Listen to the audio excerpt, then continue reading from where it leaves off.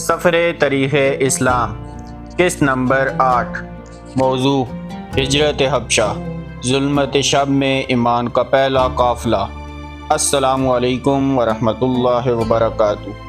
گزشتہ قسط میں ہم نے دیکھا کہ کس طرح قریش کی دہلیز پر توحید کی صدائے حق نے کفر کے ایوانوں میں زلزلہ برپا کر دیا۔ مکہ کی گلیاں اب مسلمانوں کے لیے تنگ ہونے لگی تھی۔ آج کی قسط اس صبر آزما سفر کا اگلا سنگ میل ہے، جہاں ایمان کی حفاظت کے لیے زمین کا ایک وسیع حصہ چھوڑ کر دوسرے سرزمین کا رخ کیا گیا۔ ظلم کی انتہا۔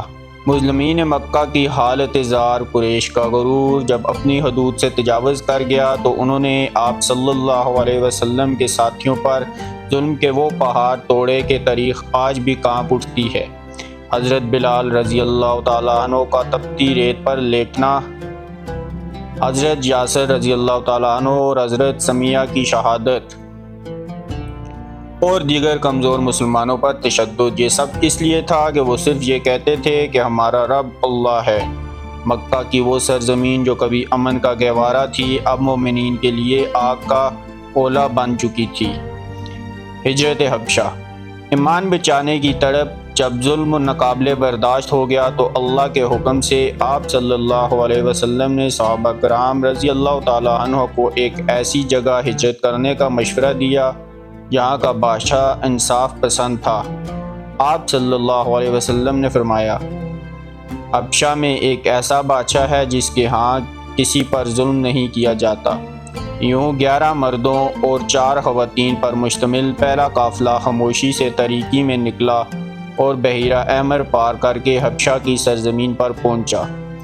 نجاشی کا انصاف۔ حق کے آگے سر تسلیم ہم۔ قریش نے اس قافلے کو واپس لانے کے لیے اپنا وفد بھیجا اور طائف کے ذریعے بادشاہ نجاشی کو ورگلانے کی کوشش کی، لیکن جب حبشہ کے دربار میں حضرت جعفر طیار رضی اللہ تعالیٰ عنہ نے سورہ مریم کی تلاوت کی اور اسلام کا حقیقی چہرہ پیش کیا تو نجاشی کی آنکھوں سے آنسو بہہ پڑے۔ اس نے قریش کے وفد کو خالی ہاتھ واپس بھیج دیا اور مسلمانوں کو اپنی سرزمین میں پناہ دی۔ ہجرت حبشہ ہمیں سکھاتی ہے کہ جب حق پر چلنا محال ہو جائے تو اپنی جان اور ایمان بچانے کے لیے محفوظ مقام کی طرف ہجرت کرنا اللہ کا حکم بھی ہے اور سنت بھی۔ یہ ہمیں بتاتی ہے کہ سچائی کے راستے میں اگر اپنے گھر چھوڑنے پڑیں تو وہ قربانی رائگاں نہیں جاتی۔ اللہ اپنے بندوں کے لیے زمین کے کسی نہ کسی کونے میں مدد کا راستہ ضرور نکال لیتا ہے۔